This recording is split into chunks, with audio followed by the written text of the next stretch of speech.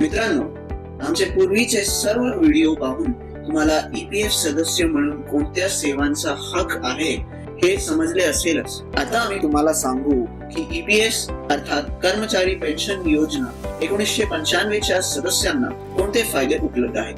या योजनेअंतर्गत दिले जाणारे पेन्शन खालील प्रमाणे आहे. 1. सुपर ॲन्युएशन म्हणजे वृद्धापकाळ पेन्शन.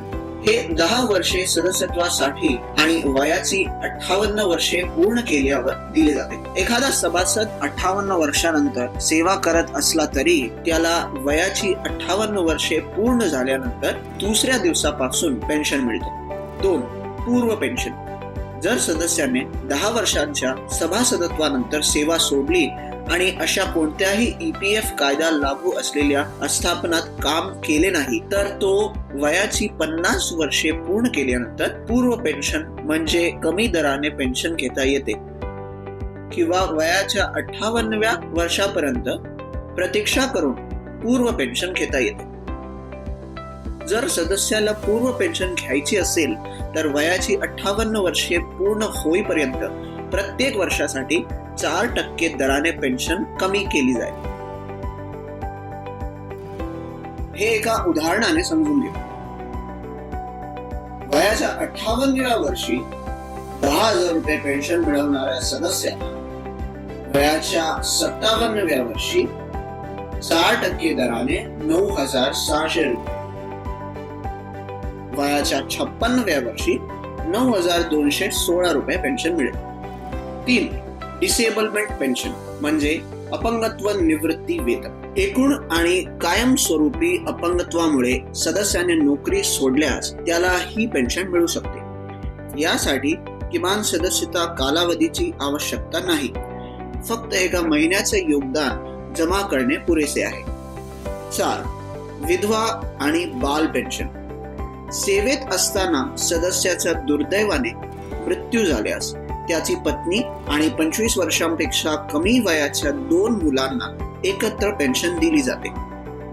जर सभासदाला 2 पेक्षा जास्त मुले असतील तर पहिले 2 ज्यांचे वय 25 वर्षांपेक्षा कमी असेल त्यांना पेन्शन दिली जाईल.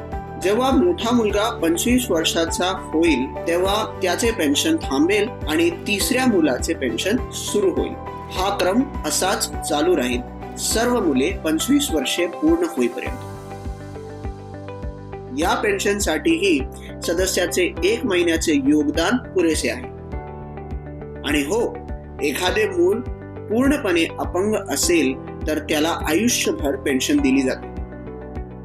5. अनाथ पेन्शन. जर सभासद मरण पावला आणि त्याची पत्नी हयात नसेल आणि फक्त मुले असतील तर 25 वर्षांपेक्षा कमी वयाच्या 2 मुलांना मिळून पेन्शन दिली जाईल. चाइल्ड पेन्शन प्रमाणे यातही पहिले मूल 25 वर्षांचे झाल्यावर त्याचे पेन्शन थांबते आणि तिसऱ्या मुलाचे पेन्शन सुरू होते. अशा प्रकारे सर्व मुले 25 वर्षांची होईपर्यंत हाच क्रम चालू राहील. 6. नामांकित पेन्शन. ही पेन्शन सदस्याच्या मृत्यूनंतर सदस्याने स्वतः नामनिर्देशित केलेल्या व्यक्तीला मिळते. सदस्याच्या कुटुंबात कोणी हयात नसेल तरच पेन्शन योजनेत नाव नोंदणी शक्य आहे. येथे कुटुंब म्हणजे पत्नी किंवा पती आणि मुले. 7. आश्रित आई किंवा वडिलांना पेन्शन. जर मृत्यू समयी सभासद अविवाहित असेल आणि त्याने कोणत्याही व्यक्तीचे नामनिर्देशन केले नसेल तर अशा परिस्थितीत त्याच्या आश्रित वडिलांना पेन्शन देय असेल. वडील हयात नसतील तर आईला पेन्शन मिळेल. वडिलांना आयुष्यभर पेन्शन मिळेल आणि आईला वडिलांच्या मृत्यूनंतर पेन्शन मिळेल. पेन्शन मिळवण्यासाठी दावेदाराला ऑनलाईन फॉर्म 10D भरावा लागेल. आम्ही तुम्हाला पुढील व्हिडिओमध्ये फॉर्म 10D कसा भरायचा ते सांगू.